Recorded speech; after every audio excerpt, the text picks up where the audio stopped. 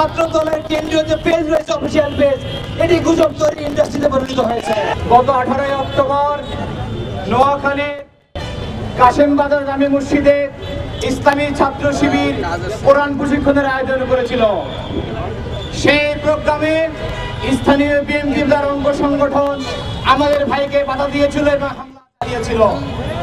তারই ধারাবাহিকতায় গত 19 অক্টোবর গতকাল আবারও পরিকল্পিতভাবে সার্কুলার জারি করে বিএনপি আবারও ন্যাক্কারজনক হামলা চালিয়েছে আমাদের ভাইদের উপরে।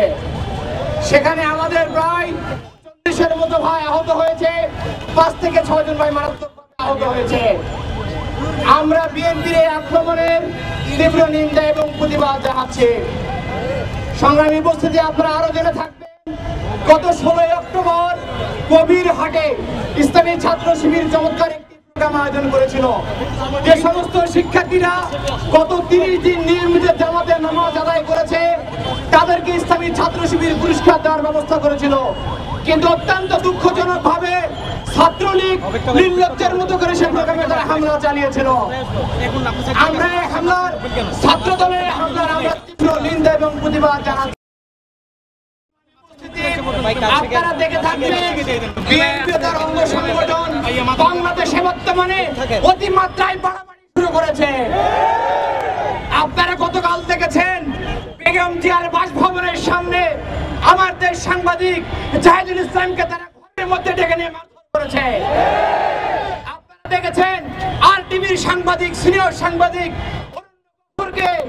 এবং মাহফুজ ভাইকে তারা বিনা কারণে চাকরিচ্যুত করেছে। আমরা বলতে চাই, যদি আপনারা আবার নিয়ম নীতির তোয়াক্কা না করে স্বৈরাচার হয়ে উঠতে চান, মিডিয়া হিজমনি তৈরি করতে চান, তাহলে আপনাদের অবস্থা কিন্তু খুব ভালো হবে না। আমরা আপনাদেরকে সাবধান করে দিলাম। গতকাল জগন্নাথ বিশ্ববিদ্যালয়ে ছাত্র দলের নেতা জুনায়েদ নির্মম হত্যাকাণ্ডের শিকার হয়েছে। আমরা সমবেদনা জ্ঞাপন করছি। কিন্তু আপনারা দেখবেন, ছাত্র দলের কেন্দ্রীয় নেতা থেকে শুরু করে ইউনিটের কর্মীরা পর্যন্ত লাশের রাজনীতি করতে চেয়েছিল। একটা নারী ঘটিত কারণে একজন হত্যা হয়েছে, কিন্তু সে হত্যাকে কেন্দ্র করে দেশব্যাপী তারা কর্মসূচি দিয়েছে। এর চেয়ে বড় দল নিয়ে আর কখনো হতে পারে না।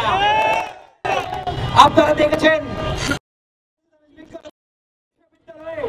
সিনিয়র জুনিয়র নিয়ে মারামারি হাতাহাতি হয়েছে, কিন্তু পরিকল্পিতভাবে সে দায় জন্য কেন্দ্রীয় কমিটি থেকে, এমনকি কেন্দ্রীয় অফিসিয়াল পেজ থেকে গুজব ছড়ানো হচ্ছে। সংগ্রামী উপস্থিতি, আমরা দেখেছি, আমাদের কাছে মনে হয় ছাত্র দলের কেন্দ্রীয় যে পেজ রয়েছে, অফিসিয়াল পেজ, এটি গুজব তৈরি ইন্ডাস্ট্রিতে পরিণত হয়েছে। এখানে অত্যন্ত লো কোয়ালিটির গুজব উৎপাদন করা হয় এবং এই গুজবটা কেন্দ্রীয় নেতা থেকে শুরু করে ইউনিট কর্মীরা এমন ভাবে সাপ্লাই দেয় সব জায়গায়, দেখে মনে হয় যেন গুজব ছড়ানোর উৎসবে পরিণত হয়েছে এখানে।